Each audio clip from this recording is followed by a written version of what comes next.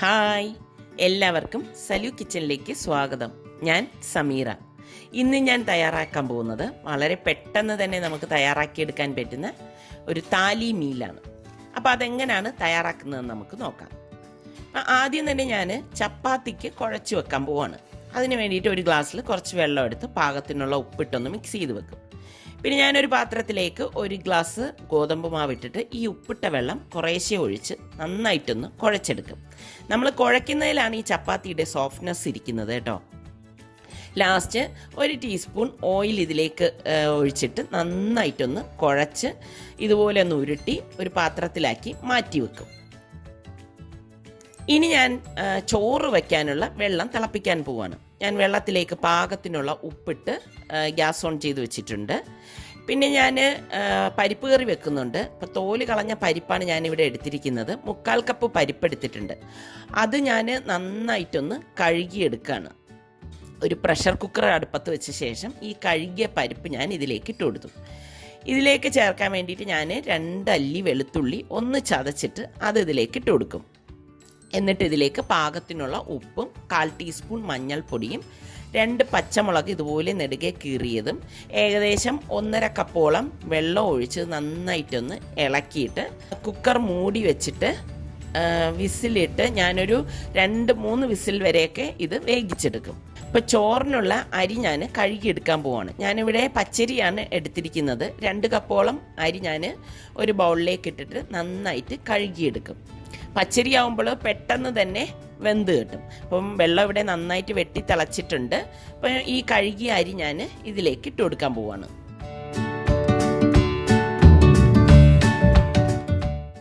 ഇനി ഞാൻ ക്യാബേജ് തോരനാണ് തയ്യാറാക്കാൻ പോകുന്നത്. അപ്പോൾ ഏറ്റവും പെട്ടെന്ന് വേകുന്ന വെജിറ്റബിളാണ് ക്യാബേജ് എന്ന് പറയുന്നത്. അപ്പോൾ ക്യാബേജിൻ്റെ ഒരു 1/4 ഭാഗം എടുത്തിട്ട് അത് ഇതുപോലെ ഒന്ന് സ്ലൈസ് ചെയ്തെടുക്കും. അതൊരു പാത്രത്തിലേക്ക് ഇട്ടിട്ട് ഇതിലേക്ക് ഞാൻ 3-4 പച്ചമുളക് നെടുകെ കീറിയിട്ട് ഇട്ട് കൊടുക്കും. എരിവിനനുസരിച്ച് നിങ്ങളുടെ പാകത്തിന് മുളക് ചേർത്ത് കൊടുത്താൽ മതി കേട്ടോ.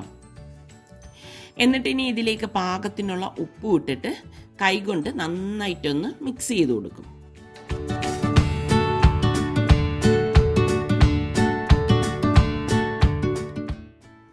കൂട്ടത്തിൽ ഞാൻ ബീട്രൂട്ട് പച്ചടി ഉണ്ടാക്കുന്നുണ്ട്. അപ്പോൾ അതിന് വേണ്ടിയിട്ട് ഞാനിവിടെ 2 ബീട്രൂട്ട് എടുത്ത് ഒന്ന് ഗ്രേറ്റ് ചെയ്തെടുക്കും.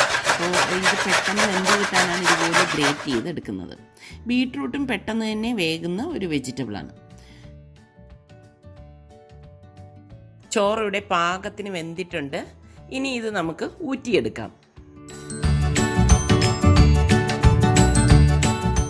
അപ്പോൾ ബീട്രൂട്ട് പച്ചടി ഉണ്ടാക്കാൻ വേണ്ടിയിട്ട് ഒരു പാൻ അടുപ്പത്ത് വെച്ച് ഇതിലേക്ക് 2 ടേബിൾ സ്പൂൺ ഓയിൽ ഒഴിച്ചിട്ട് 1/4 ടീസ്പൂൺ കടുകും 2 വറ്റൽ മുളക് ഇതുപോലെ ഒന്ന് കട്ട് ചെയ്തിട്ട് കൊടുക്കും. ഇനി ഇതിലേക്ക് ഞാൻ 2 തണ്ട് കറിവേപ്പില കൂടി ചേർത്ത് കൊടുക്കാം. കറിവേപ്പില ഒന്ന് വാടി വരുമ്പോഴേക്കും ഞാൻ 1/4 ടീസ്പൂൺ ചെറിയ ജീരകം, അതായത് cumin സീഡ് ഇട്ട് കൊടുക്കും. ഇതോടൊപ്പം തന്നെ നമ്മൾ ഗ്രേറ്റ് ചെയ്ത് വെച്ചിരിക്കുന്ന ബീട്രൂട്ട് ഇതിലേക്ക് ഇട്ടിട്ട് നന്നായിട്ടൊന്ന് ഇളക്കി കൊടുക്കും. എന്നിട്ട് ഇതിലേക്ക് ഞാൻ പാകത്തിനുള്ള ഉപ്പിട്ട് കൊടുക്കാം. എല്ലാം കൂടി നല്ലതുപോലെ ഒന്ന് മിക്സ് ചെയ്തെടുക്കും.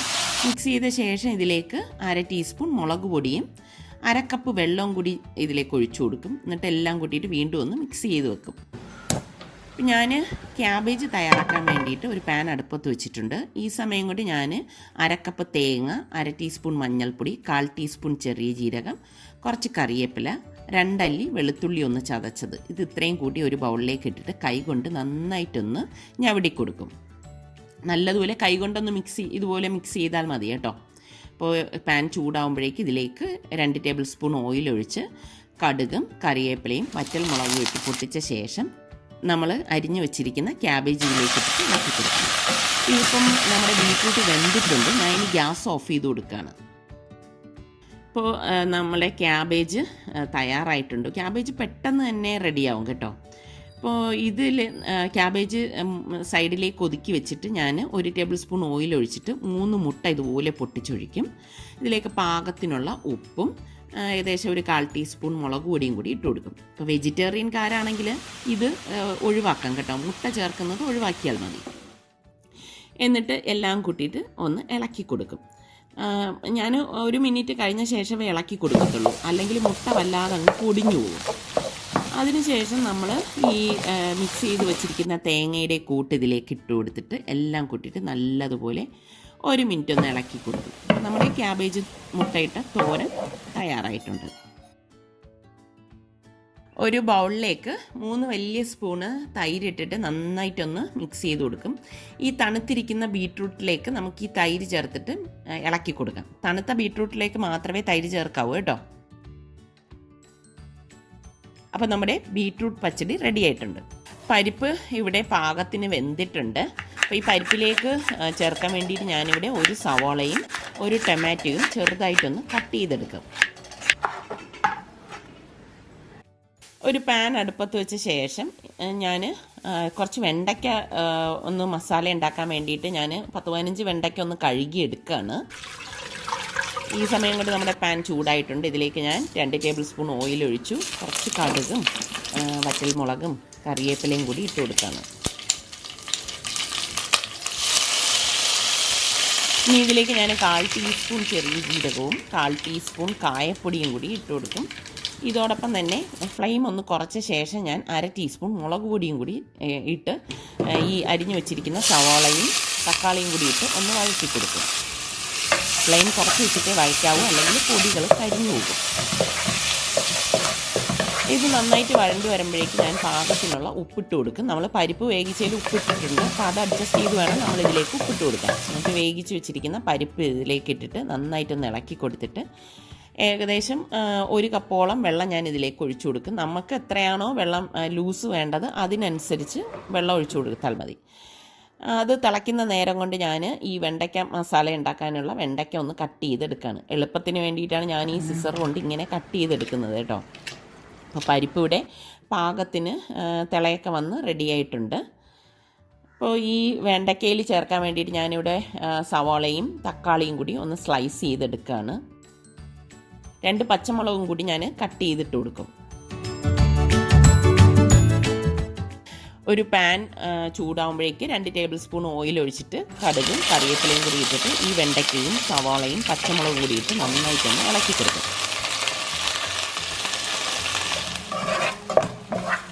അതിലേക്ക് പാകത്തിനുള്ള ഉപ്പും കൂടി ഇട്ട് കൊടുക്കും. വെണ്ടയ്ക്ക വേവിക്കുമ്പോൾ എപ്പോഴും വെണ്ടയ്ക്കയുടെ ആ കളർ നഷ്ടപ്പെടാതെ വേണം നമ്മളിത് വേവിച്ചെടുക്കാൻ. ഇതിലേക്ക് ഞാൻ 1/2 ടീസ്പൂൺ മുളക് പൊടിയും 1/4 ടീസ്പൂൺ ചെറിയ ജീരകത്തിൻ്റെ പൊടിയും 1/2 ടീസ്പൂൺ മഞ്ഞൾപ്പൊടിയും കൂടി ഇട്ടൊന്ന് വഴറ്റി കൊടുക്കും. ഇതിപ്പോൾ പാകത്തിന് വെന്തിട്ടുണ്ട്. ലാസ്റ്റ് സ്റ്റേജിൽ നമ്മൾ ഈ അരിഞ്ഞു വെച്ചിരിക്കുന്ന തക്കാളി ഇട്ടിട്ട് ഒന്ന് ഇളക്കിയിട്ട് ഗ്യാസ് ഓഫ് ചെയ്ത് മാറ്റി വെക്കും.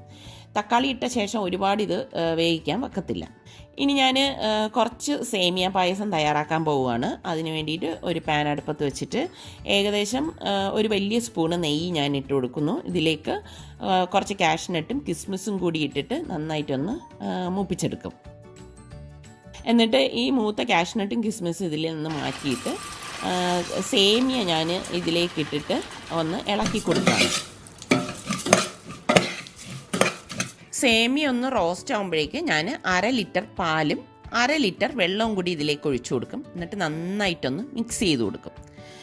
മിക്സ് ചെയ്ത ശേഷം ഞാൻ മധുരത്തിന് വേണ്ടിയിട്ട് ഇതിലേക്ക് കണ്ടൻസ്ഡ് മിൽക്കാണ് ചേർക്കുന്നത്. കണ്ടൻസ്ഡ് മിൽക്ക് ചേർക്കുമ്പോഴാണ് ഈ ഒരു സേമിയ പായസത്തിന് ടേസ്റ്റ് കൂടുതൽ കേട്ടോ. ഞാനിതിലേക്ക് ഇനി പഞ്ചസാരയൊന്നും ചേർക്കത്തില്ല. അപ്പോൾ അത് റെഡിയാകുന്ന നേരം കൊണ്ട് ഞാൻ ചപ്പാത്തി തയ്യാറാക്കാൻ വേണ്ടിയിട്ട് പാൻ അടുപ്പത്ത് വെച്ച് ചൂടാക്കുന്നുണ്ട്. അത് ചൂടാകുന്ന സമയമാണ് ഞാൻ ഈ മാവ് ഉരുട്ടിയിട്ടൊന്ന് പരത്തിയെടുക്കുന്നത്. 2-3 ദിവസമായിട്ട് എനിക്ക് പനിയായതുകൊണ്ടാണ് എൻ്റെ വീഡിയോസ് ഒന്നും കാണാതിരുന്നത്. അപ്പോൾ ഇപ്പോൾ കുറച്ച് ഭേദമായിട്ട് വരുന്നുണ്ട്. അപ്പോൾ ഞാൻ ഇതൊരു ഈസി റെസിപ്പിയാണ് നിങ്ങൾക്ക് ഇന്ന് ഞാൻ കാണിച്ചു തരുന്നത് കേട്ടോ. അപ്പോൾ ഇത് നല്ലതുപോലെ ഒന്ന് പരത്തിയ ശേഷം നമുക്ക് ചൂടായ പാനിലേക്ക് ഇട്ടിട്ട് ചപ്പാത്തി ചുട്ടെടുക്കാം.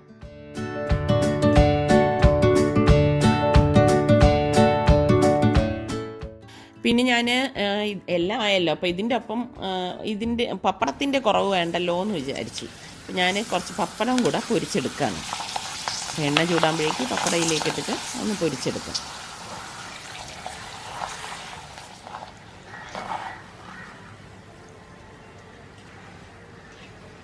അപ്പം നമ്മുടെ കറികളെല്ലാം റെഡിയായിട്ടുണ്ട്. അപ്പോൾ ഇനി നമുക്കിത് എങ്ങനെയാണ് സെർവ് ചെയ്യുന്നതെന്ന് നോക്കാം. ഞാനിതുപോലത്തെ ചെറിയ ടംബ്ലർ എടുത്തിട്ട് ഇതിലാണ് ഞാൻ സെർവ് ചെയ്യുന്നത്. പിക്കിൾ ഉണ്ടാക്കുന്നതിൻ്റെ നാരങ്ങ അച്ചാറാണ് ഞാൻ ഇതിനൊപ്പം വയ്ക്കുന്നത്. അതുണ്ടാക്കുന്നതിൻ്റെ വീഡിയോ ഞാൻ ഇതിന് മുൻപ് അപ്ലോഡ് ചെയ്തിട്ടുണ്ടായിരുന്നു. അപ്പോൾ അതിൻ്റെ ലിങ്ക് ഞാൻ ഇതിൻ്റെ ഡിസ്ക്രിപ്ഷൻ ബോക്സിൽ കൊടുത്തിരിക്കാം. അപ്പോൾ നിങ്ങളെല്ലാവരും ഇതൊന്ന് ട്രൈ ചെയ്ത് നോക്കണം. ഇപ്പോൾ ഓരോ കറികളും എടുത്ത് നിങ്ങൾക്ക് ഉണ്ടാക്കണമെങ്കിലും ഈസിയാണ്. ഇപ്പോൾ എല്ലാ കറികളും ഒരുമിച്ച് ഉണ്ടാക്കണം എന്നൊന്നും ഇല്ലല്ലോ. അപ്പോൾ നിങ്ങളെല്ലാവരും ട്രൈ ചെയ്ത് നോക്കി. നിങ്ങൾക്കിത് ഇഷ്ടമാണെങ്കിൽ ഇതിൻ്റെ ലിങ്ക് ഷെയർ ചെയ്യാനും ലൈക്ക് ചെയ്യാനും കമൻറ്റ് ചെയ്യാനും ഒന്നും മറക്കില്ലല്ലോ. പിന്നെ നമ്മൾ പായസം സെർവ് ചെയ്യുന്ന സമയത്താണ് ഞാൻ കുറച്ച് ഏലക്കാപ്പൊടി അതിലേക്ക് വിതറുന്നത്. കാരണം അതിൻ്റെ ആ ഫ്ലേവർ കിട്ടാൻ വേണ്ടിയിട്ടാണ്. അപ്പം നമ്മളുടെ സലു കിച്ചൻ ഇതുവരെ സബ്സ്ക്രൈബ് ചെയ്യാത്തവരുണ്ടെങ്കിൽ ഈസി റെസിപ്പികൾക്കായി സലു കിച്ചൻ സബ്സ്ക്രൈബ് ചെയ്യാൻ വേണം കേട്ടോ. അപ്പോൾ ഇനി അടുത്ത് നല്ലൊരു എപ്പിസോഡുമായി വരുന്നത് വരെ എല്ലാവർക്കും ബൈ.